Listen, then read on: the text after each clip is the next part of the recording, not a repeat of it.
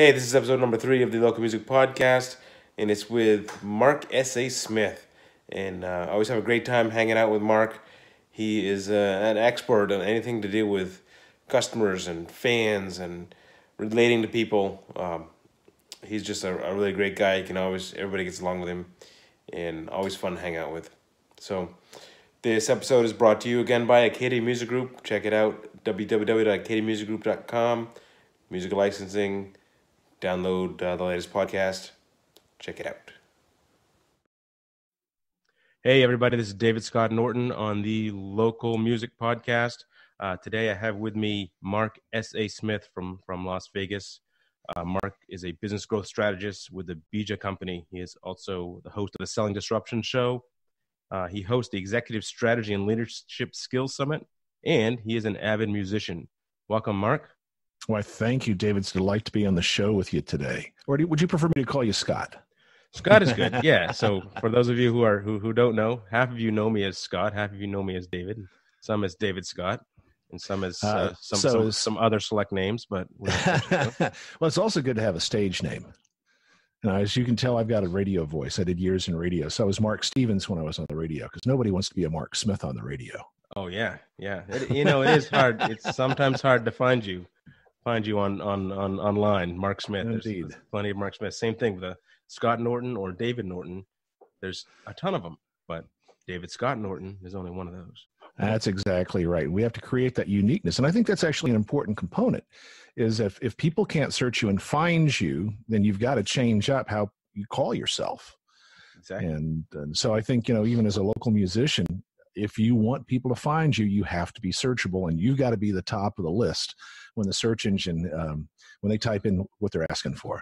Right. Let's jump in. Let's talk about some stuff like that for local musicians.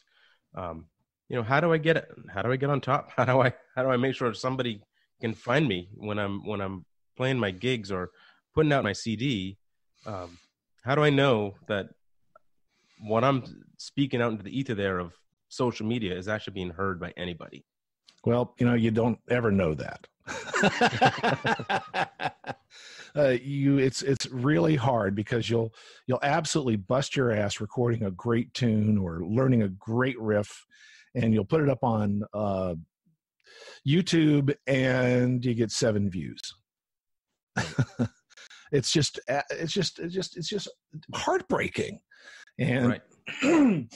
The thing you have to keep in mind is that in the world of music, marketing is as important as your musician skill, your ability to promote yourself. And if, we all know extraordinary musicians that if it was all about talent, the world should know about them, but they don't. Right. So part of it is, how do you package yourself? How do you create a tribe? How do you let people know where you are? And there's a few things that we're probably going to cover that you've covered in prior shows and you'll cover in the future shows, yet they always bear it's worth repeating. First of all, if you haven't, Google Kevin Kelly 1,000 True Fans. Kevin Kelly. Like you, yep, 1,000 True Fans. Kevin Kelly was one of the original editors of Wired magazines, and in 2008 he wrote a monograph on this concept that you can make a living if you can find 1,000 true fans. And a true fan is somebody who buys everything that you create. They'll drive 2 hours to your show. They'll buy the Super Master annotated release. They'll buy your T-shirts. They'll spend a couple $100 to come hang out at your house with a barbecue to hear you play. Those are the true fans. And if you find 1,000 of those true fans, you can make a decent living. One of the things that Kevin points out is that your goal, if you're going to do a true fan type of situation, is to create sufficient products and services and to allow that true fan to spend 1 day's income per year with you. That's a fan. Wow. Okay. Right. That is a fan. And if you think about it, if you can find 1,000 of those people and you round them up and you love them up and you take care of them, it's entirely possible for you to do that. Okay. So that's the first thing I want you to do is go Google Kevin Kelly 1,000 True Fans. And the idea is to put together a strategy, put together a plan to how do we feed and water these 1,000 true fans. So, David, my friend, you're one of my true fans. You spend money with me. You come hang out with me. We learn together. We play together. We laugh together. We drink together. We swear together. Well, not very much. And it's the idea here is that I could generate enough value for you that you're willing to hang out with me. And I'm not cheap to hang out with.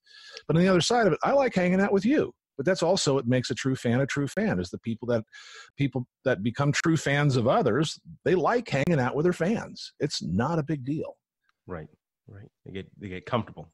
Indeed, they do. And this actually reminds me of a story that I heard Kenny Chesney when he was getting started back in the country music business. Was at I think it's called Briar Rose in Denver. It's a country music venue in the Denver area. And he played with his band, and he hung out until 2:00 in the morning signing autographs and signing CDs and things like that. And somebody came up and said, "Why are you doing this, man? You're a star. Why are you signing all these autographs?" And he says, "Every autograph that I sign sells the next album." Right. Yeah. And he understood that you have to create that connection with the fandom to make it all work. Right. Wow. That's the people who seem they're down to earth, right? Well, that's what we call them, is down to earth. But the reality is that they allow us to connect with them the way that our music connects with them. Okay. The reality is that musicians are about generating emotional connections. We do it with our music. And we do it because it connects with our soul.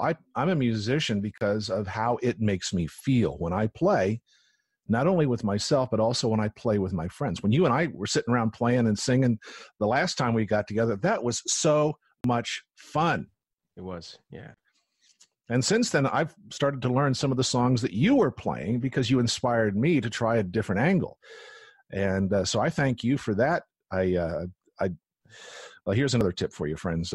Keep taking lessons. I have a guitar teacher. I've been playing seriously for about 15 years, and not seriously for about 30. Yet over the past decade, I've taken lessons, and YouTube just isn't enough. Okay. And I found a teacher that plays the way that I want to play. And I found him in a bar in Vancouver, Canada. It was after a speaking engagement that I had up there, and I sat down and had a beer, and this guy was playing away and just tearing up the guitar in a way that, man, when I grow up, I want to play like this guy. And at a break, we started to talk, and I said, do you give lessons? He says, yeah, I do. And I said, what do you charge? And he said, well, $25 a half hour. I whipped out $100 bill. That's pretty good. And I pushed it across the table and said, I'm buying 2 hours of your time. He says, well, the problem is I live in Victoria. And I said, Skype, dude, Skype. So we have Skype lessons every other week for an hour. Okay. And I PayPal him $100 every month. And he has made me so much better because I believe we need to find teachers whose history is our future. And when I grow up and be a big bad boy, I want to play like this guy. Okay. And so he's been teaching me specific licks and also how to compose. And we've written some songs together, and he teaches me the songs that he's written. And I add those to my repertoire because they're really great songs and they're interesting. You want to play some things people haven't heard before, as well as things that they have heard. Yeah. And I think that is important. I had the same exact experience when I lived in Philadelphia. I went to an open mic and I played, and I was just learning how to play guitar, and I got up and I started playing an old Hank Williams tune, and these bunch of people got up behind me, started playing, and one of them was my friend Paul, and he just whipped out his guitar and was playing exactly what I wanted to hear, my kind of music. And then I got to talking to him, and then I took lessons from him in Philadelphia. It's the most I ever learned in my life because he was somebody that I connected with. Mm-hmm. And right on. He was right up my alley, and I've tried to take other lessons since, with people who are really good, but I don't connect with them. and I've tried online, like the Fender, I think it's called Fender Play or something like that, and can't get into it. I don't have I guess the discipline. That's one thing about the discipline about taking the lessons. If you're dealing with somebody personally, I found that you're accountable to them, right? Well, there's that part. There's the accountability part. Yet I also think it's the customization part. My fingers are different than your fingers, and I have fat, stubby fingers. So I chord differently than a lot of people do. I do a lot of thumb chording, where my thumb wraps around and frets up to 2 strings quite accurately. And but I got these short, stubby fingers that don't flex like a lot of people's, and I don't play A the way a lot of people play A because my finger doesn't bend the way that works. Okay. And so I think that what happens is with my guitar teacher, he works with me and my physiology to be able to put together chord structures and chord changes that actually work for me.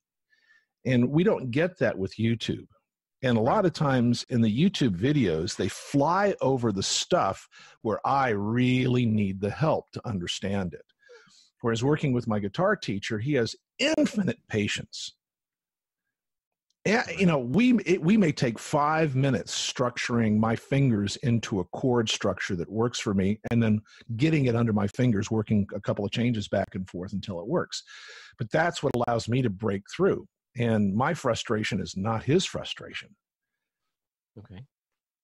And I think that's an important component of that when you're looking for teachers. What's their level of willingness to work with you until you can figure it out? Right. So you do that once every week or once every 2 weeks, you said? Every other week. Every other week. And does he give you like lessons or exercises? You have to learn something before you come back, or? Well, it's not that brutal. He assumes that I'm a professional enough to be warmed up and tuned up when we start our lesson. Right? You know, we're not kids anymore. We're musicians. And then what he works with is we start off by just playing around. He says, well, what you been playing around with? And I'll play a couple of riffs. And I said, what are you playing around with? And he plays something. I go, that's what I want to learn. That's what we're going to work on today. Okay. So we'll go through that. And then he'll whip out a chart. He'll whip out a tab for me and break down what we learned that day. And then he'll oftentimes just whip out a backing track. So he'll just sit down, push the play button, whip out a little MP3 and email it to me so that I can hear what it's supposed to sound like along with the tab that we've worked on, and then how to connect all those things together. Nice. And I find that really works terrific for me. So, and I tell you, it's just inspirational. Just new strategies, new ways to play chords, new embellishments, new strategies. It's just, it just really fattens everything up that I can do. Nice. So, you're a busy guy, right? So you think pretty much, once every 2 weeks, that's not a lot of time, right? And then it's not, it's an hour once every 2 weeks. Yeah. Right. So what do you say to people like myself who get stuck in the rut of, I don't have the time to do it. I don't have the time to practice. I don't have the time to schedule these lessons. I find myself a lot of times getting in there in that rut of I don't have the time, and then I go months without practicing or without playing, even though it just seems to disrupt everything going on in my life if I don't go and play music. What do you use to keep yourself, I guess, motivated or time, your time aligned so you can do that? All right, that's a really easy answer. It's a matter of priorities. Okay. What's important to you? Is music important? Then there's plenty of time for music. If music is not important, if something else is more important, then you won't make time for music. And the challenge for a lot of people is that music is hard. It's hard. Right. And what people forget is that playing music, learning how to play music is an awful lot like learning how to walk and a lot of learning how to talk. And when we were kids, we were so focused on learning how to walk. Did I lose you, or are we okay? I hear me. Hang on just a second here, friends. I'm sorry for the technical challenges here. All right. All right, I'm back. All right, sorry about that. Can you hear me? Yep. Okay. Yep. It's it's just one of those things that happens when you forget to put your phone on Do Not Disturb. Right. All right, there we go. Yeah, so there's something to remind yourself to do is put your phone on Do Not Disturb. Right. Actually, I'm doing that right now. So it's it becomes a matter of priorities. What's important to you? Music is tough because it's a lot like learning how to walk and talk, and it takes a lot of time. And there's a lot of pain. You fall down and you really suck at it for a really long time. And every time that you're expanding your musical vocabulary, you suck. And as musicians, we really like to focus on this perfection. We want to sound just like our favorite artist, and we want to get that lick exactly right. But realize that that's not our job. And while I can read charts, I can't read staves. Not because I don't want to. It's because I've never decided that it was a priority for me. I'm not in the business of reproducing other people's music. I'm in the business of reproducing the music that's in my head and getting that out. And to be willing to do that and to be willing to suck until you get good at it is an important thing. Right. So I think that, first of all, decide if music's a priority for you. And if it is, then schedule it just like anything else that's a priority for you. Right. I actually had that experience today, scheduling this podcast. It seems like whenever I schedule anything to do with music, if I want to play a gig on a Friday night, I've got a customer whose payroll has blown up at 6:00 at night. They call me. We have an emergency. If I schedule to record this podcast today, it's like 10 o'clock in the morning. Like, I have plenty of time to get things ready. 10:15, I get the one phone call. Can you be on a conference call at 11? No, I can't. At 10:30, I get another call. I need this project plan right now. Well, I can't. It's like it seems like every time I try to do something for myself for music, I can't tell if it's that somebody's always asking me for something and I don't notice at other times, or that when I'm getting ready to do music, it just all hell breaks loose. All right, let's talk about that for a moment. There's a philosophical aspect to this, and there's also a business aspect to this. The philosophical aspect is that I believe that the universe tries us when we make choices. And so we will have conflicts that'll show up to find out if we truly, truly believe that this is important to us or not. And so if music is a priority, that priority will be tested. Right. And it'll be tested not by your priorities, but by other people's priorities. And you have to decide whether your priorities take priority or their priorities take priority. And what I've noticed with musicians that are truly extraordinary is they only allow their priorities to have priority. And everybody else can just wait. Right. And I see that, and I think it's an important component when we're trying to be creative. The interesting thing about being creative, and music without a doubt is part of a creative skill, is that it takes time to move into that creative role. Hey, it's one of the reasons why musicians like to drink and smoke, is it allows you to move to that creative role and block everything else out very quickly.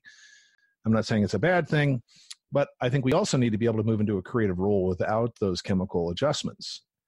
And it takes time to move into that. And so you have to give yourself some runway.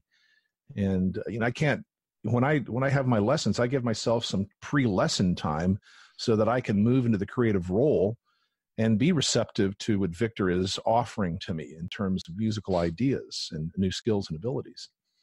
So that from a philosophical standpoint, every time that you get challenged, it's a time to decide, is this a priority or not?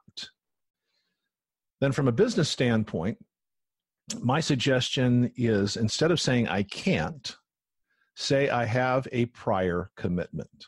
Right.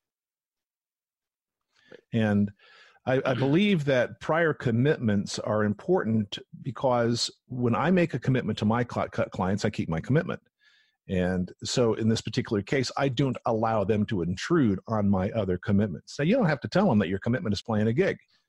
Right. Unfortunately, some musicians feel guilty about playing music. Exactly. Yeah. Yeah. Sometimes I do. Right. Yeah. Why am I sitting here playing music, enjoying myself when I should be vacuuming the rug? I should be washing the car. I should be. Well, all those shoulds are what prevent us from being great musicians. Right. I should be connected with my soul, playing my music, being authentically me. The best thing I can do as a musician is to show up and share my passion with the world, because we live in a world that's passionless. And we are the muses that encourage others to live a better life, to see things in a different way. We exist on this planet to make the world a better place. And if you're called to do that, then make that your God-given priority. That is a great perspective. I like that. And I like what you said about getting yourself in the right frame of mind, for music. Like, you can't just switch from, doing one task and all of a sudden, all right, at 4:00, I'm supposed to be practicing my lesson. Although at 3:59, I was juggling chainsaws. Right. So Yeah. I think you talked about that in our sessions a few weeks ago, about strategic versus tactical times, and not only just scheduling that I'm going to do my practice at 4:00, come hell or high water, but scheduling other things that lead up to that. Get yourself in the right frame of mind. I guess, what kind of things do you do, I guess, to get yourself in the frame of mind to switch over to music? Well, it's actually really simple. You pick up the guitar, or you sit down at the keyboard, or you pick up the bass, or whatever instrument that you're playing, you pick it up and you sit back and you close your eyes and you say, this is my time. This is me and my instrument. And I'm going to connect with my inner self, and I am going to pour it out through this instrument. And my intention is to sit here and be connected to me, so that I can express to the world the joy that I feel, so they can feel joy too. So I start off with an intention. It's the intention of what I want to get out of this. And it could be, my intention is to learn how to play this chord sequence with more fluidity than ever before. It could be, I want to find a new lick that I've never played before that brings me joy and gives me goosebumps. That might take me a half hour to get there, but I always get there. So I think that we have to sit down with intention. And the problem is that most of us who took lessons as children hated practice. Our parents said, you sit down and you practice. And the beginning of the lesson was with anger. I don't want to practice. Oh, man, that is no state of mind to play music unless you really want to play some punk. But in that particular case, my job is to make the audience angry too. I no longer choose to play that strategy. So, but if that is that's the thing you get to do. So set the objective, right? And that's what strategy is about. What's the objective? And then what's the sequence? How are we going to approach this? I like warming up with music that I love to play because it's easy for me to play and it gets me in that state and I feel good. And then we move into whatever direction that I want to move into, whether it's working on practicing chord changes or new chord forms that I need to get under my hands. Those are the things. So I find that helps a lot to make that transition from my regimented business state to my creative, joyful music state. Okay. So you sit down and I guess do some meditation or affirmations, or you just mentally just get yourself in the right frame of mind, just block everything. Sure. Yeah. Sure. I think that practice is really important no matter what task that you face. And when you sit down and say, here's my objective, here's the outcome, here's how I know I'm going to be a success in the task that I'm facing right now. And it doesn't take much time. Just close your eyes and decide what you're going to accomplish. And things tend to go a whole lot better. It's better if you have a journey with a destination in mind. Sometimes you want to do a wander about, but you tend not to get a lot accomplished when you do that. Right. So just set that destination. I do the same thing when I exercise. My intention for this exercise is to burn calories, to free my mind, to make my body strong, to release any toxins that are in my body through sweat. And all of a sudden, the exercise becomes joyful versus this is going to suck. Right. If you start off by saying, this is going to suck, it sucks. Exactly. Yeah. So that reminds me of, I have put myself in that frame of mind in sports before, and now going to the gym, I can easily get into the frame of mind of screw everything else. This is my hour. I'm gonna work out, and I'm gonna focus on this. Um, and I guess I used to do the same thing with sports. Before practice, for a game, you get yourself ramped up in a frame of mind. And so I guess the lesson is art, music is the same thing, I guess. Yeah. Well, there's, anything worthwhile requires discipline. Right. Awesome. And unfortunately, we've been moved into a society where discipline is frowned upon. And where, oh, that's hard. Oh, yeah. Anything worthwhile requires effort. And anything we haven't done before until we make it part of our body is hard. Right.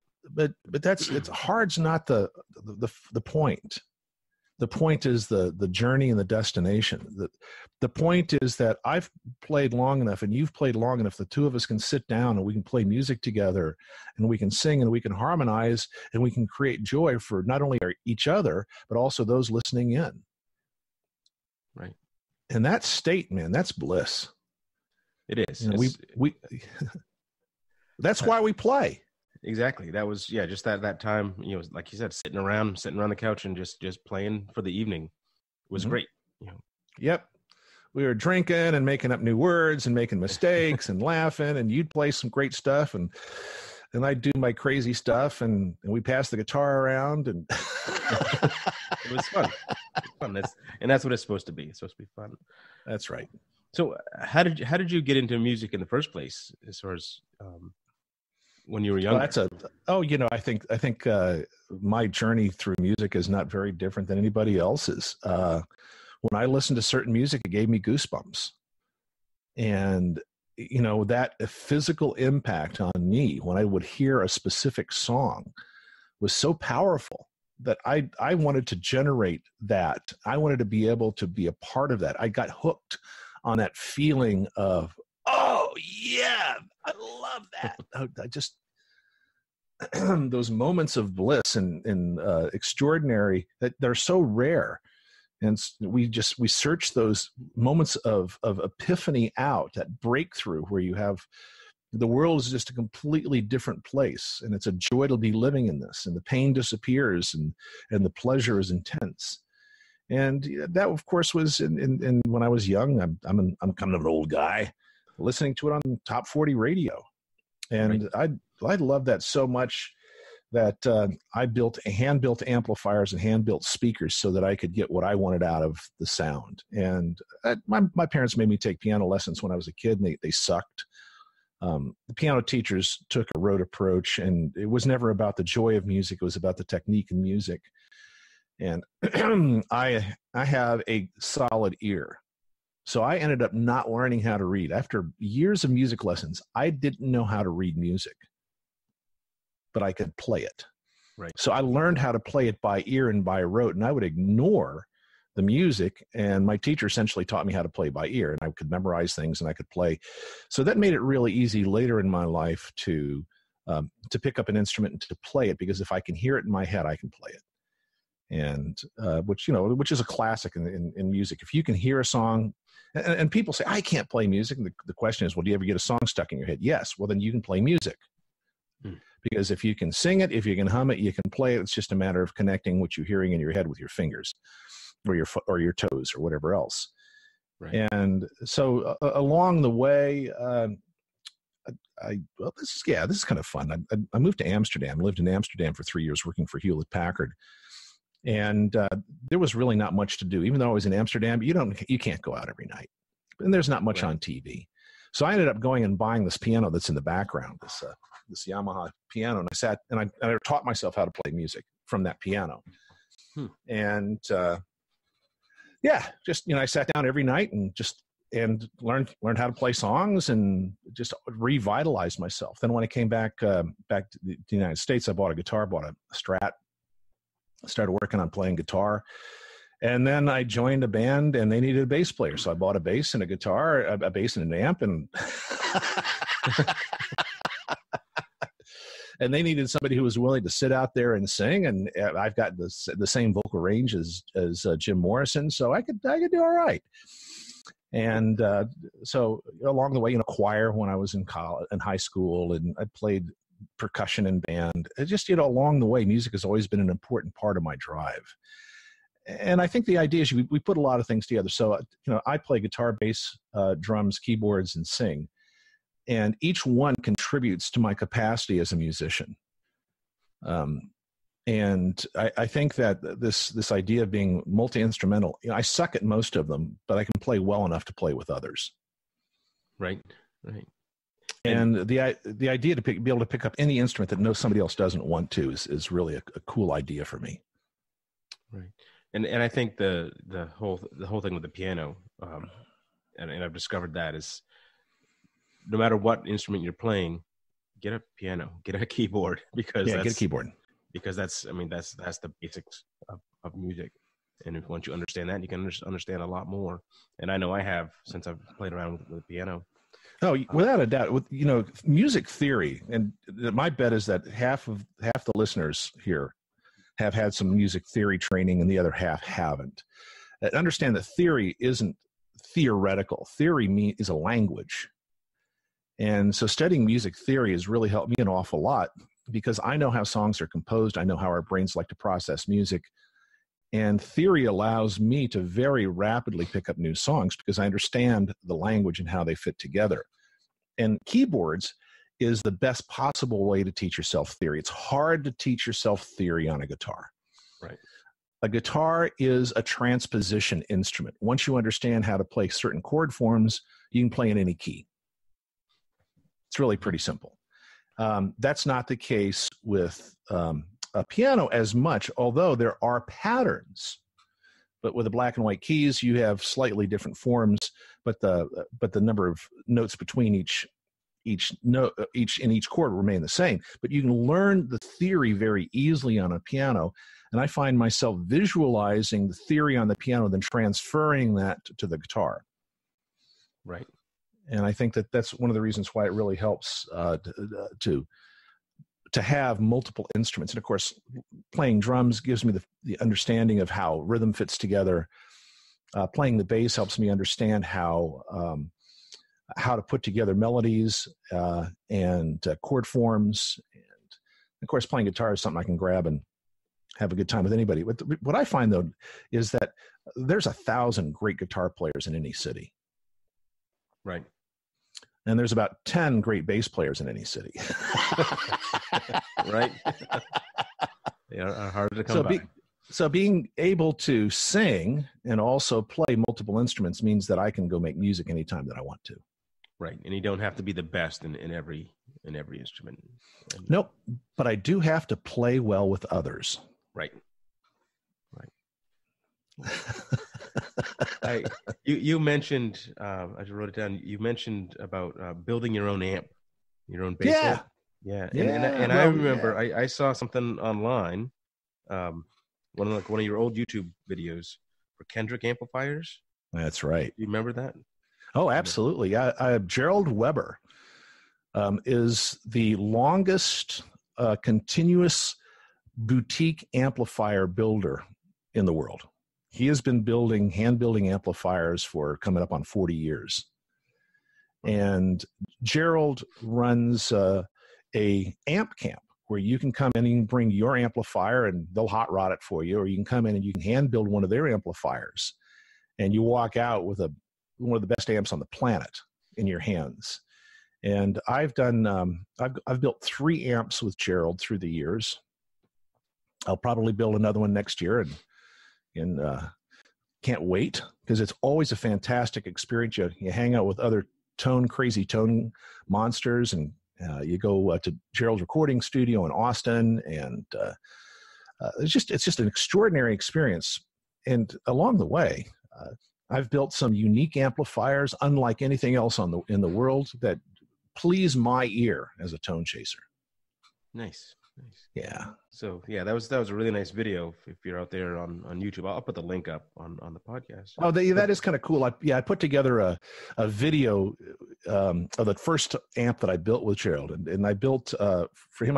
He calls it his New Jersey, but it's actually a Climax a train wreck Climax amp. It's the same exact circuit because Gerald co-designed that with train wreck, and it's an astounding amplifier, just absolutely astounding. And the interesting thing about it was built specifically to make tellies sound more like tellies. okay. Out Awesome. Gibson, I mean, out Fender a Fender. Right. That is awesome. So that's in Austin, and I'll post a link. But I have Yeah, a few it's friends. actually in Kempner, which is a long way. It's about an hour outside of Austin, but Yeah. it's just an awesome experience. And if all you have to do is be able to handle a soldering iron, everything else Gerald teaches you, and Johnny Poe, his master technician, is right alongside you, and it's an extraordinary experience. And it's nothing like it. Yeah. Awesome. And I really just enjoyed the production of the video. Did you produce that video? Is that? I did. It was done by Animoto. So, I had some help from the artificial intelligence that pulled all that together. Animoto. Okay. I'll write that down. Yeah. Animoto is a tool that allows you to take videos and audios. And there's a lot of companies out there that do it. That was just happened to be the company that I used to do it at the time. And they make it look great. And I used one of Gerald's band's song. His band's called Red, White, and Blues. And he did a cover of the old Booker T and the MG's Hip Hugger. And it's a great cover. It's a killer cover. Gerald's plays the organ on it. And it's just great. Cool. I found it really engaging. And I wondered, is that something, as a local musician, people always say, I want to do a video. I want to do a music video. But when you say music video, you're thinking of, VH1, highly produced videos. What is your take on, I guess, using videos to promote your band? Oh, hell yeah. Oh, yeah, totally. The idea is if you're going to create 1,000 true fans, you have to feed and water them on a regular basis. And you can create videos. Here's how to produce your first video. Round up 10 of your favorite fans, your all-time favorite fans, and say, all right, folks, we're going to make a video. And, okay, all I need for you to do is bring along your iPhone and your Android phone, and we're going to shoot a video together. So you sit there and play music, make sure that you have your drummer do a countdown because that's how you're going to sync the audio tracks. And then just have these 10 people just go nuts filming you from every angle. Okay. And it's okay if each other gets in the film. That's okay, but you have a 10-camera shoot. Right. And then they email you that, and you just edit the thing together, and you'll have so many interesting angles. And you may need to tell them, give them a little direction, such as move the camera slow, because when you move the camera fast, it looks like shit. Right. But and I think and give your fans credit for videoing you, and of course they're going to share it with their friends. Exactly. Look what I did. Exactly. So look, if you did something like that once a week for 12 weeks, you would probably add 150 to 200 fans to your list. Of course, keep in mind, the most important thing you can do as a musician is to build your list, your email list that lets people know where you are and what's coming and what you need. Participation is the biggest aspect of this. So email lists are still a good thing. Oh no, you're gonna have to reach to your fans. Email is the best possible way. Part of the reason why is because you want to do Facebook, you want to do everything, you want to do all of it, but email is still the most important, because even if you post something on Facebook, only 15 or 20% of the people will see it, because the way that Facebook wants you to pay to put your message in front of other people. Right.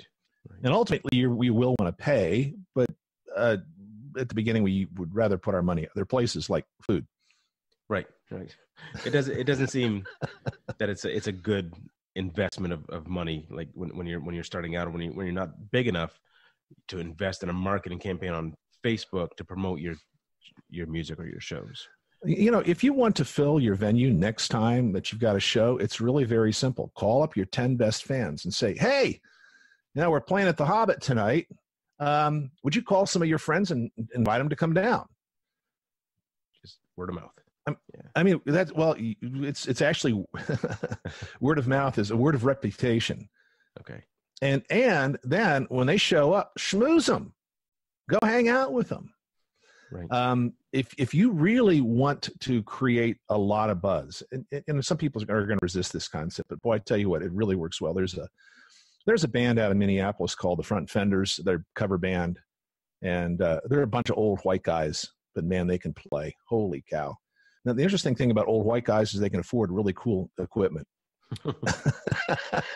True. And a third of their show is pulling people out of the audience to play along. They let me sit in and drum on 2 of their songs, which was a hell of a lot of fun. Hey, who wants to come up here and play the drums with us? Come on up. Who here wants to sing? Who wants to sing with us? And the lead singer would then prompt the person who was up there. He would essentially do verbal karaoke. He would be standing off to the side and telling them the next words to sing. And they've really developed this fantastic act of using their audience members. And they are busy as much as they want to work. They get put on airplanes to fly and do parties because they have so much fun. They create an event. It's not just about listening to the musicians. It's about involving all of the audience into a fun experience.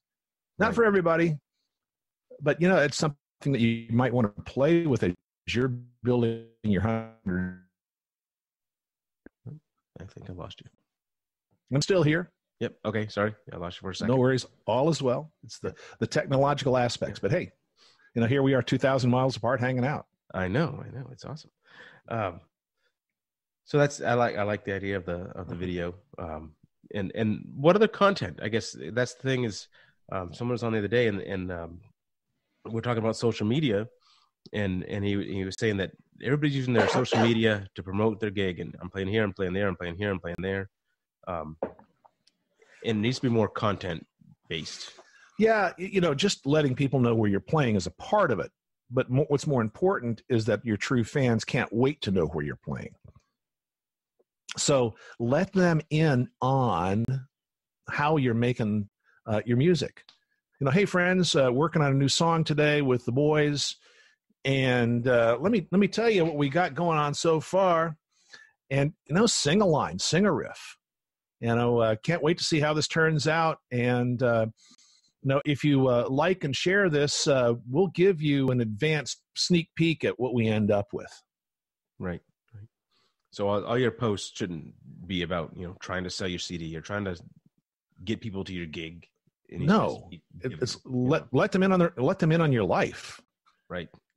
True fans want to be like you. They want to be with you. They can't wait to feed on the joy you bring the planet through your soul and through your music. Right. On those true fans, I think you said Kevin Kelly, right? And yeah, he said 1 day's income per year. Is that their income or your income? Their income. Their income. So find really good friends. Well, let's just say, for example, it depends on where you are, of course, but let's just say that the average person that you're playing with makes $65,000 a year, which let's make the math easy. $50,000 per year, which means they make $25 per hour, which means that a day is $400. Right. So can you create sufficient products and joy for them to spend $400 with you a year? Shouldn't be too hard. Sure. Yeah.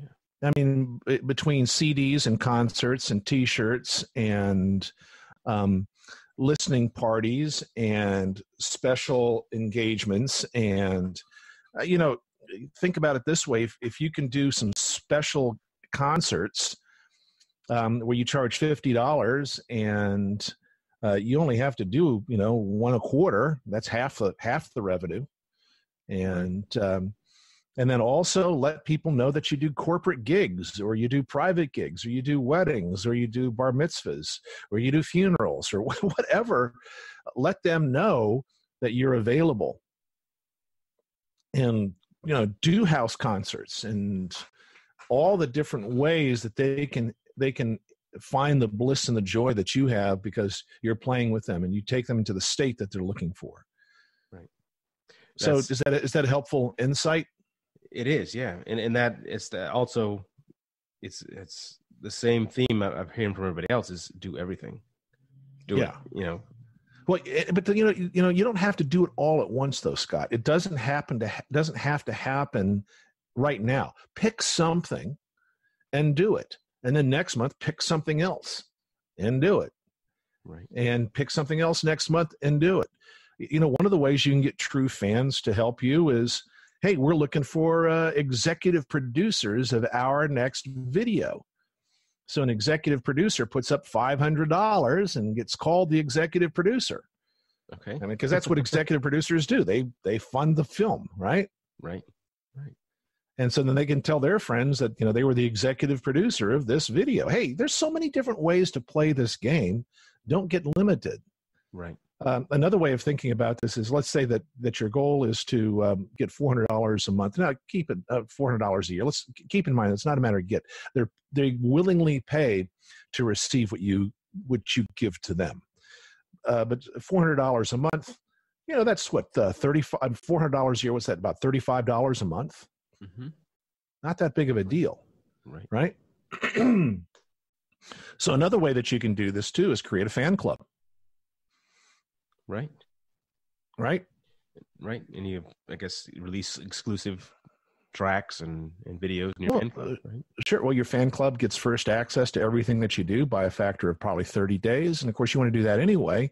You don't want to roll out a song without having a lot of people that demand airplay. Right. Exactly.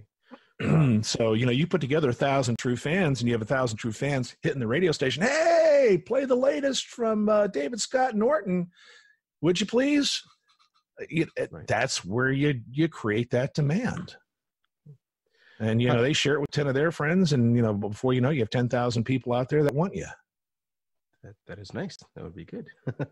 How do you manage that? I guess how you have experience or any advice on managing a fan club or those email lists, or how do you keep it manageable? All right. So first of all, don't get overwhelmed. Come up with your dream list, pick the one that's going to get you the most traction. And then get that done and then work on the next one. For an email list, probably the easiest thing to do is get MailChimp. MailChimp.com. They'll manage 2,000 email addresses for you for free. Free, oh, okay. Free. First 2,000 are free. Once you start to get beyond 2,000, they start to charge you. But by then, if you have 2,000 fans that are throwing money your way, you'll be able to afford it. Right. So there's a lot of leverage that you can do there. Of course, Facebook is free too, but you need to, it's consistency. You have to have a consistent cadence of reach out. Now you might be thinking, yeah, but Mark, I've got a full-time job. I got it. Well, you set time aside, just like we were talking, you set time aside to practice. You have to do the other P, and that's promote. Right. So it could be that you choose to promote 2 hours a week. Great. It's way more than anybody else is. Right. And as you have revenue flowing in, then you invite other fans to help you with the promotion. You need a president of your fan club, and that president is going to love you so much that they'll be glad to do it as a volunteer. And so take some of the energy and love that you get from people and accept their gifts. Now you have to manage that and understand that there's some challenges with it. But that said, there's a lot of people who will give you help if you just ask. So as a musician, you ever had anybody come up after the gig and say, hey, can I help you pack up? Yeah. All the time. And of course, the first thing we say is, no, thank you. Don't touch my stuff. Do not touch my stuff. And what needs to happen is recognize that that's a true fan. Right. Somebody just wants to be involved. They just want to be a part of it.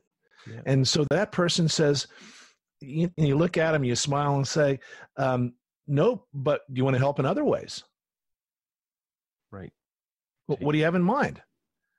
Well, I need somebody to help me with my fan club. Can we have a call later on and talk about that? Oh yeah, that'd be great. Awesome. Well, give me a call, give me your number and give me your email address and we'll set something up later. So those offers for help need to be converted into true fans to give them an opportunity to get engaged. Right. So always keep your mind open and keep open for the opportunities to do things like that. Right. Yeah. When somebody wants in, say yes. Right. And, that is one thing that, so I'm developing my company and my app.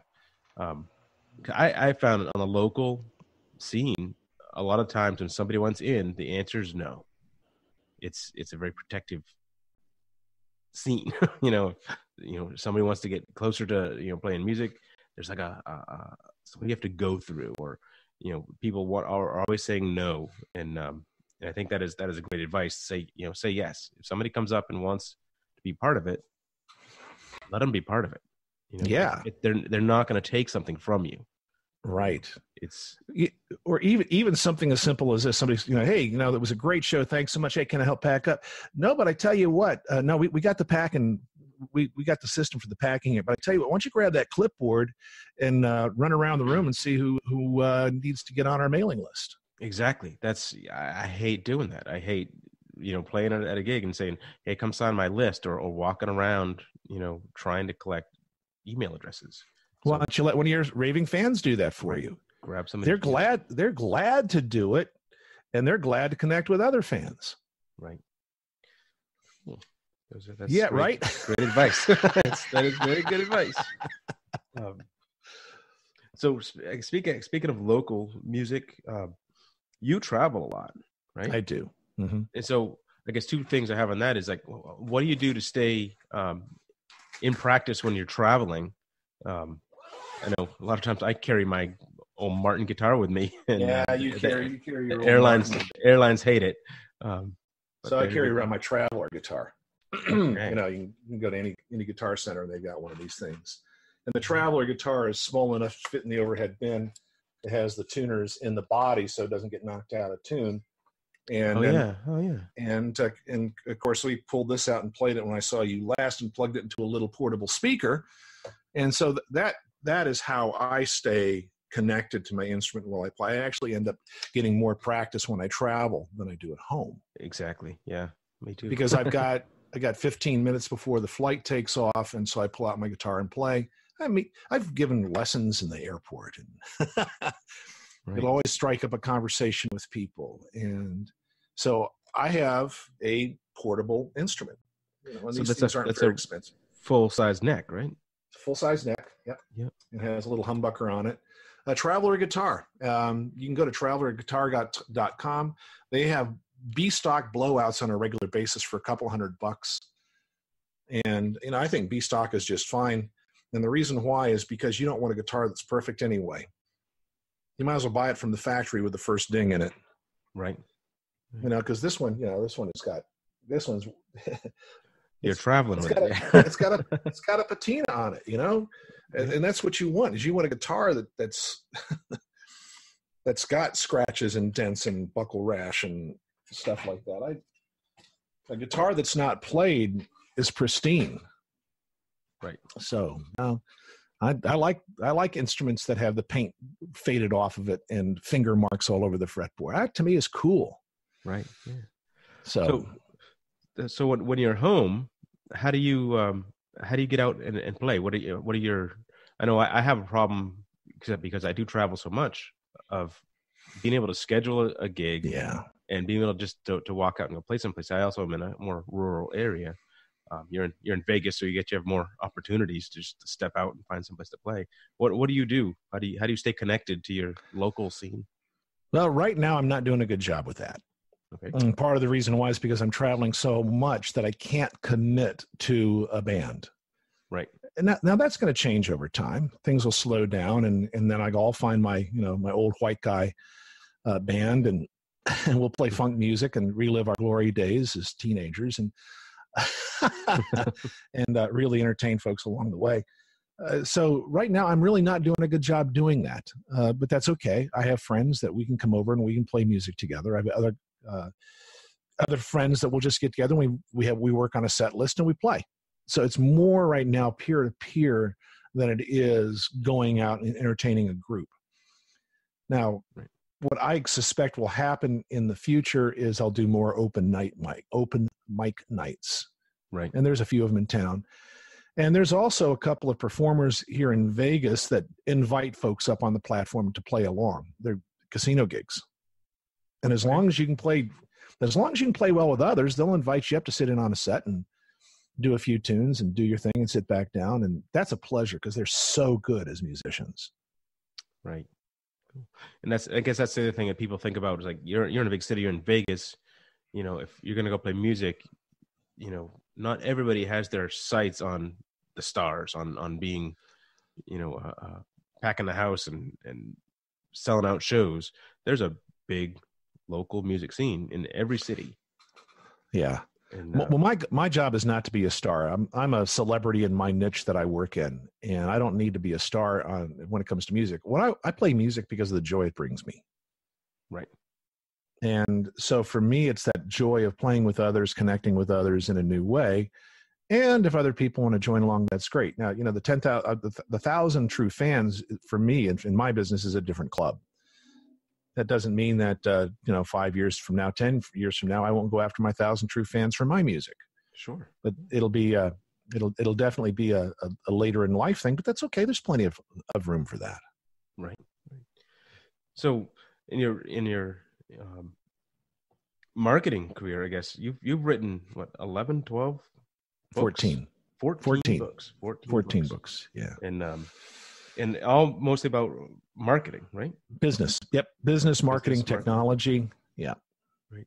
And, and so connecting a lot of that to your, or I guess if people who are more on the path of music, connecting their music with business it's a must do. You have to do it. Right? Well, there's two ways of looking at music. One is, do you want to make it? Do you want to make a living playing music? In which case, you have to take a different approach to it. Versus, do you want to play music because you find a lot of joy in it? And if it's just about joy, by golly, pull together your band and play, anytime, any place, anywhere, and just play. And whether you play in front of other people or just play with each other doesn't matter. Just play. That's the joyful part of it. That doesn't require any marketing other than just finding people that like to play music and are willing to get together for a while. And if you can find musicians that have some versatility, it really works well. That's what happened when I lived in Colorado Springs, and I had a performance space, and everything was all set up with drums, keyboards, PA, lots of guitars and basses on the wall. And I just invite people over on Saturday night, and we'd play until we got tired. And so we had enough instruments, we had enough players that we could have a really great time. And that was an absolute blast. And we didn't really care if the singer was off key. All we really cared about is just playing well with others. It was an excuse to drink beer and have a lot of laughs. Right. So that's one aspect. The other is that if you want to make a living playing music, you can do that. That requires marketing. That requires a business plan.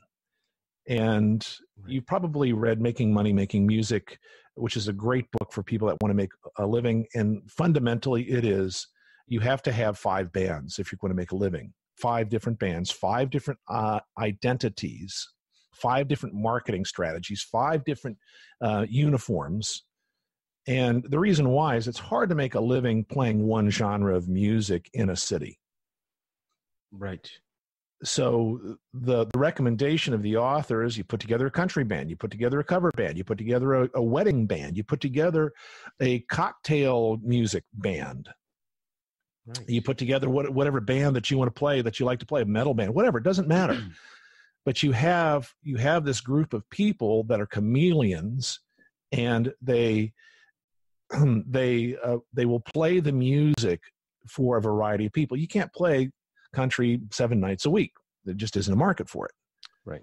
Right. But you can play country 2 nights a week, and you can play covers a night a week, and you can do a wedding every weekend. And I like that. I never didn't really occur to me. The last book I read about this, about making a living playing music, kind of had the same idea that you can't play in the same city 7 nights a week.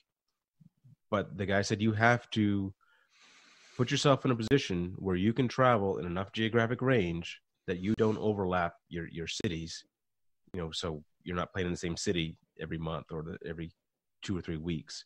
But that being in a different band, that is a great idea because it's the same band, 5 different names, 5 different websites, 5 different promo packages.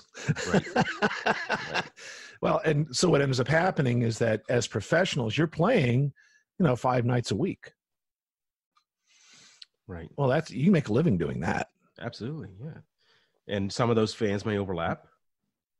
Probably not. No, I think a few may, but the venues may overlap too, though, because venues don't want to have the same music every night. That's right. The venue may overlap, and isn't it a whole lot easier to sell 3 or 4 gigs to the same venue? Sure. Because frequently, a venue doesn't want the same act every weekend. They want different acts. Now, they might want the same act once a month. Right. Well, there's no way you can make a living doing that. Well, there's an exception to the rule. When I was a young man, there was a band that didn't want to tour, so they opened their own club, and they were the house band. And they played Thursday, Friday, Saturday night. It was that band, but they were also really, really good at staying up to date on the covers. Okay. And they did all their advertising on the top 40 station in town, so people that were listening to covers would come out and dance to covers. And they had a killer happy hour. So they really would pack that. The place would be packed at by 6 o'clock at night. And they made a living doing that. Cool. So that's another strategy. Another way to do it, yeah. Yeah. And I actually have had that idea before of having a venue in I may not want to tour, but I want to bring in bands where I can get up and play with them for a little while, and then it's their show. That's right. That's exactly right. Now, for me, my ultimate plan will be to open a beach bar. Okay. In Belize. Not in Vegas. And I can play every night. Nah. And I can play every night for the tourists. Sure. And it doesn't matter. And you have a rotating crowd, right? I have a rotating crowd. Yes, I have a moving crowd. And so in that particular environment, it's a little different strategy. Right. It really depends on where you're at. Because like in Nashville, I know bands in Nashville that are playing every night, but their crowd's a different crowd every night down there on Broadway. What's the Nash Vegas crowd? Yeah. Yep. And in that particular case, it was Ronnie Millsap did that in the 70s in Nashville.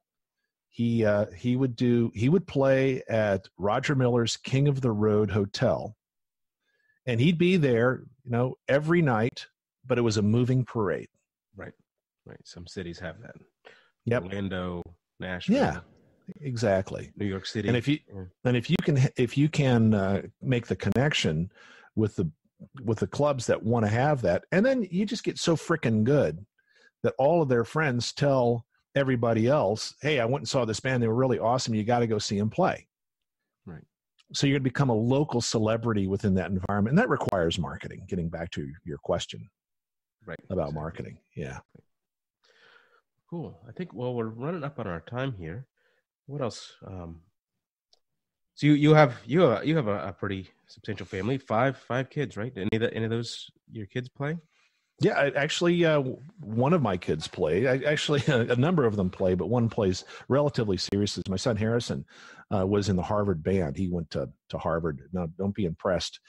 It's just a really, really expensive social club. And so he played Barry sax when he was in 5th grade all the way up through Harvard band. And the really great thing about the Harvard band is once you graduate, you have carte blanche access to the band. So he can come and sit in the band anytime he wants. Oh, nice. They call him Krusties. He's a Krusty. Okay. So he goes and he goes and plays with the Harvard band when he feels like it. He just shows up, no instrument. And one of the band members will just hand him an instrument. Nice. And he'll sit in it. Well, he can read charts. I mean, he's a pro. Sure. Yeah. He's absolutely. played, he's got thousands and thousands of hours with that instrument hand. So it's fun to hear him play, and he's good. Yeah. And now there's a really good example of music and keeping music going. And yes. How did you? We talked earlier about you having your parents force you to practice. How did you do that with your kids? I didn't. I did not force my kids to practice music. We encouraged music. So a strategy that we used was, it was this way. You either take an art, dance, music, something of that nature, a personal performance art, and you did leadership activities. So you had to head up some club, or you had to do something like that. And you had to make a certain baseline of grades, be average of grades. And if you did that, you didn't have to get a job. Okay. But if you didn't do those three things, you had to go get a job. All right. That is... You don't have to take arts, you don't have to take music, but you got to go get a job. That makes it easier. So it was actually really easy for our kids to... They all did some kind of personal art, performance arts, dance, and music, and they all did leadership activities, and they all did great in school. So they're all successful human beings that are well balanced. I think the thing that's really important about performance arts, especially group performance, such as dance teams, dance troupes, playing in bands, is it keeps you from being a jerk. All right, it keeps you from being an asshole. Right. Because what happens is you get narcissistic if you're the sole focus, you're the only person in the spotlight. And that reminds me of an interesting story. Hewlett-Packard, about 15 years ago, did a survey to find out what was the common element amongst their very best engineers. And it wasn't the school they went to. It wasn't the classes that they took. It was the fact that they were actively working musicians. They actively played music in a band type of environment.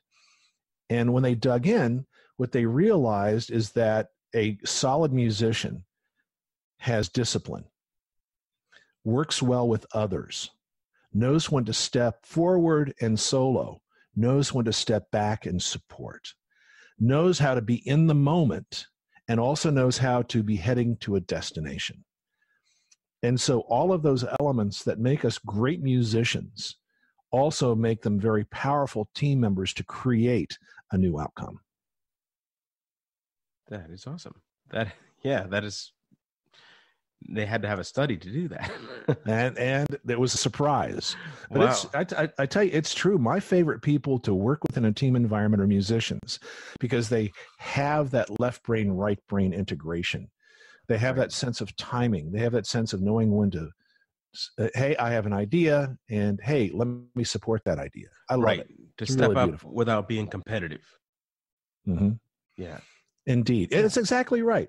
And when I used to have my performance jam space, I'd invite anybody who wanted to come and play, come on in. But there were also people that didn't get invited back. And those were the people that couldn't stop playing. Right. You know what I'm talking about? Yep. I mean, they just... they just had to keep playing. They couldn't step back and give the other players breathing room to step in and play too. Right. Wow, that's a really good story. I like it. And it makes me, it makes you, on the business side, when you're thinking about, comparing people who you want to hire for a job, look a little deeper into what they're doing, into what they have done, what they've been, are they the all-state quarterback? or the all state trumpet player. Or worst case, the trombone player, right? Right. I don't know. I used to sit by the trombone players. I played trumpet, and I switched over to baritone horn so I could be closer to the cool trombone players. And they can be a rough crowd. Anyway. Who was the great composer that says never look at the trombone players because it just encourages them? Oh, it was some great jazz composer that said that. The poor trombone players, they just don't get any respect. I'm sure there is some sort of personality chart that maps to the different sections of every orchestra. Oh, no doubt. No doubt. The narcissist is the lead guitarist, and right. Yeah, love it, man. It's so much fun. Well, thank you, Mark. You have anything else you want to share with us? You have a new book out? Well, from the business side? Well, I tell you what, if you want to learn more about me, check me out on LinkedIn, Marks on LinkedIn.com, MARKS on LinkedIn.com. That'll take you directly to my profile. Okay. That keeps up on the things that I'm doing from a business standpoint. Mark's on Facebook, or Mark's on FB. Facebook doesn't like you using their names in a vanity link like that. So Mark's on FB.com will take you to my Facebook. That's kind of what I'm doing personally. I generally post a video mostly daily with some ideas on how to better run your business. So if you're a business person and you want in on those business tips, there are usually either some strategy or some tactics to better run your business. I do that on a regular basis. You might want to do that on a regular basis too as a musician. What if you posted every day a little riff, or a little song, a fresh song once a day? Do you think you might be able to attract some people? Sure. Yeah. So and if you're in business, I actually, hey, I want to share this because this is kind of fun. Give me 2 seconds. Yeah.